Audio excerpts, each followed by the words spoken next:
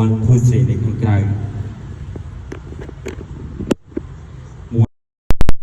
one two three 1 2 3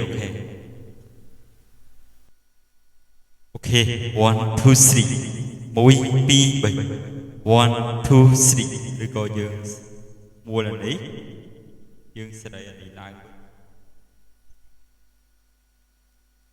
one two three 1 2 3 one two three អូខេបាននេះជាការធ្វើ promotion របស់ brand IN អញ្ចឹងរាល់ពេលដែលទិញ brand IN ឲ្យតែមានមុខងារថតសម្លេងបាទទៅជាមួយនឹងមុខងារថតសម្លេងតាម iRig ណាគឺយើងទទួលបាននៃការថែមខ្សែថតសម្លេងមួយបាទអញ្ចឹងទៅទៅខ្សែនេះគឺនេះបងមើលបាទខ្សែនេះវាមាន4កលៈនេះបាទ4កលៈបើខ្សែអូយ៉ូយើងធម្មតាមាន13ទេអានេះវា5ម៉ែត្របាទអញ្ចឹងគឺខាងយើងថែមជូន free តែម្ដងបាទសម្រាប់រាល់ការទិញខ្សែនេះសំខាន់មែនទែនបងប្អូនដែលគាត់ត្រូវការទិញ brand IN បានមានសម្ភារៈបើ brand ផ្សេងបាទក្រៅពី brand IN ឬក៏ក្រៅពី brand KP IC P+ គឺអត់មានទេបាទអត់មានងារថតសលេងទេបាទជាមួយខ្ញុំបង្ហាញមួយងារថតសលេងនេះណាបាទយើងគ្រាន់យកខ្សែដល់មួយរៀងទៅនឹងរុនហ្នឹងទៅបាទមួយរៀងទៀតគឺមករុន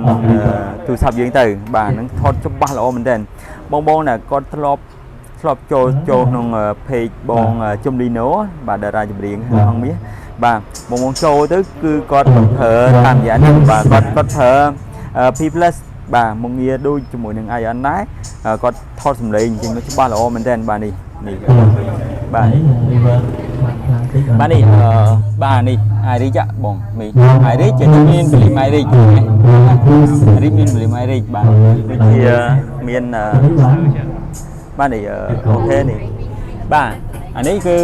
iRig បាទ iRig គឺមាន Blim iRig គេបាទដូចបាសផ្សេងដូចអត់មានទេដូចអត់មានហ្នឹងទេណាបាទអូខេបាទអញ្ចឹងគ្រប់បាសអានេះគឺអញ្ចឹងណានេះបាទនេះបងជុំលីណូដូចជាប្រើ P+ ហ្នឹងនេះបាទមាន iRig បាទនេះគឺជា Blim iRig បាទនេះដល់នេះចាំចុងវីដេអូខ្ញុំដាក់វីដេអូគាត់ឲ្យបាទអញ្ចឹងយើងអាចចូលទៅក្នុងpage របស់គាត់ក៏បានដែរគាត់ច្រៀងសឹងរាល់ថ្ងៃគាត់ច្រៀងបាទគាត់បាទយើងสนับสนุนបទចម្រៀងឲ្យគាត់ច្រៀងបានអញ្ចឹងណាបាទគាត់ធ្វើការផ្សព្វផ្សាយដែរអញ្ចឹងអរគុណច្រើនបាទសម្រាប់បងដែលគ្រប់គ្រងជឿជាក់លើបាទធ្វើតាក់ទងជាមួយនឹងមុខងារ iRig ហ្នឹងបាទអូខេនេះដូចជានេះបាស18បាទនេះ iRig ហ៎បងបាទ iRig នេះរស់តាំងឯងបាទរស់តាំងនេះបាស P+ បាទនេះ iRig បាទនេះរុនអានេះ Blim ផងវាបាទបើសម្រាប់ IN ដូចជានេះគឺមានដែរអូខេខ្ញុំហូតឲ្យមួយនេះអានេះទៅល្មមបាទ brand IN នេះបាទនេះនៅក្នុងថង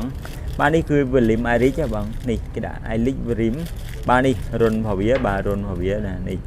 iRig អូខេបាទអញ្ចឹងគ្រប់បាទ brand IN មានបាទមាននេះ iRig Blim បាទអូខេ